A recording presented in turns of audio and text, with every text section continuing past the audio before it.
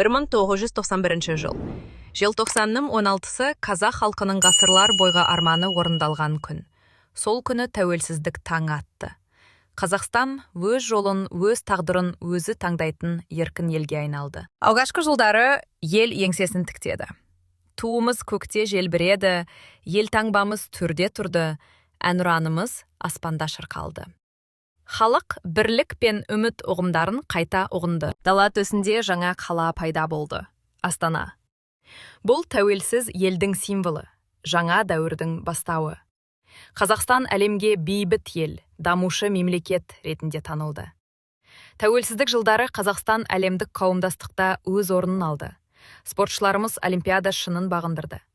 Ғалымдарымыз жаңалық ашты. Жастарымыз әлемдік университеттерде білім алды. Бүгінгі Қазақстан жаңару мен жаңғыру елі. Цифрландыру, жасыл экономика, инновация бәрі де жарқын болашаққа бағытталған. Біз жаңа Қазақстанды бірге құрып келеміз. 34 жыл, тарих үшін аз уақыт. Бірақ бұл жылдарда ел еңсесін тіктеп, мәңгілік ел болуға қадам басты. Бірлік бар жерде тірлік бар. Тәуелсіз Қазақстан біздің мақтанышымыз.